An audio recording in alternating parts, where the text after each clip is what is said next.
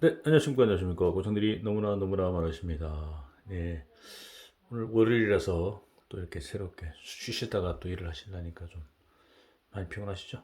예. 예, 실패 지식 데이터베이스 해외 실패 사례 말씀드리고 있고요. 오늘 제목은 전기 수리 중에 아스팔트를 저장한 탱크네요. 아스팔트 탱크에 있어서 황화철에 의한 화재가 발생된 사례가 되겠습니다. 보시면 이걸 이제 지으신 분들은 판원청은 연구원님, 전통창섬 동경대학 교수님 이렇게 되어 있고요. 아스팔트 탱크에서 이제 화재가 났는데 92년 10월에 카나카와 현이고 제휴소에서요. 계획을 보시면 92년 10월 5일부터 아스팔트 탱크의 개방 검사를 위해 경유를 그 내부를 클리닝하기 위해서 청소하기 위해서 경유를 장입했네요. 하고 3일간 순환시켰다. 14일 3시가 지나서 경유를 배출하고 매뉴얼을 개방하였다. 약 12시간 후에 흰연기가 발생, 그 후 화재가 발생되었다. 탱크 내부에 생성되어 있던 착화성 황화철. 황화철이 이제 착화성이 있어가지고 발열을 하고 이것이 계기되어 잔존 경유가 연소되고 탱크 개방 전에 탱크 세정 방법을 변경한 것이 원인의 하나라고 추정된다. 변경한 것이 있네요. 보겠습니다. 현황을 보시면 2000km의 아스팔트 탱크의 정기 정비 공사를 위해 내용물을 이송과 경유엔 세정을 수행, 경유를 배출하고 세계수의 매너를 개방하여 방치하였는데 약 12시간 후에 탱크 저부에 전전하고 있던 경질유와 아스팔트 혼합물에 착화되어 화재가 발생되었다. 이런 것이 액체고요. 화학 반응식은 이게 수산화철, 이게 녹이죠. 예. FeOH 하고 일반 그 헤마타이트 빨간 녹이면 녹하고 황화수소가 있을 때는 황화철 Fe2S3는 황화철 여기 착화성이 있는 불이 잘 붙는 황화철하고 이제 물이죠. 이런 이제 반응식인데 물질 아스팔트였고요. 화재고 경과를 보시면 92년 8월 27일부터 아스팔트 탱크 콘루프식이라고 되어 있고 2000km 전기 정비공사로 개시하고 9월 18일까지의 보유 아스팔트를 다 다른 탱크로 이송하였다.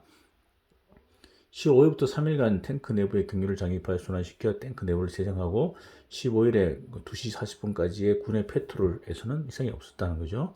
3시 40분경 탱크의 벤트 매뉴얼 플랜지로부터 연기가 발견되었고 자유소방대가 측판 매뉴얼에 포말 방사를 개시했지만 화재는 일시적으로 약하게 보인 것만으로 계속 화염이 수미터 분출되었다 되었죠.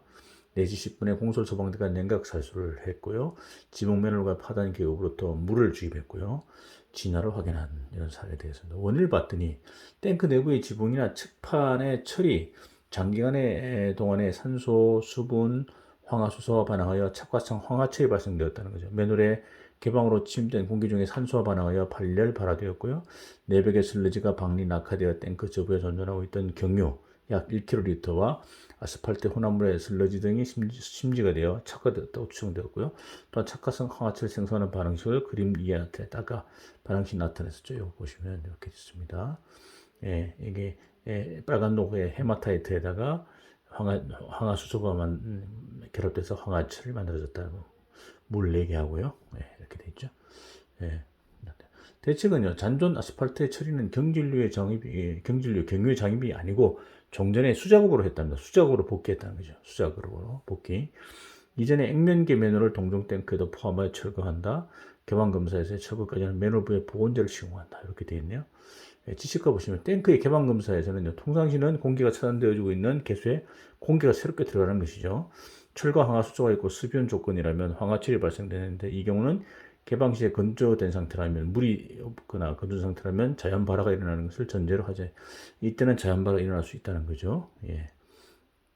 배경은요. 착화성 황화철의 존재를 고려하지 않은 검사의 불충분함이 최대 원인일 것이다. 철과 황화수소가 있고 습연 환경이 있으면 착화성 황화철의 발생을 전제로 해야만 할 것이다. 황화수소의 존재에는 탱크 부식을 받아냈을 때 알 수 있었을 것이라고 생각된다. 황화철의 존재를 고려한다면 경유세정법으로 변경하지 않았을 것이라고 생각된다. 이렇게 돼 있죠. 일단 이것도 변경 관리 문제인데요. 세정 시간과 코스트를 경감하기 위해 좋다라고 생각하여 변경한 것이 불충분한 검토가 이루어지지 않고 충분한 검토가 이루어지지 않고 실패를 한 예일 것이다. 코스트 경감이 우선되어 무리를 하지 않았으면 좋았을 것이다. 이렇게 분석하고요. 설비 파손 혼합료 약간 소실됐고요. 피해금은 약 775만 원이니까 한 7천만 원, 한 8천만 원 정도라고 이렇게 나와 있습니다. 네, 참고로 하시면 좋을 것 같습니다. 네, 감사합니다.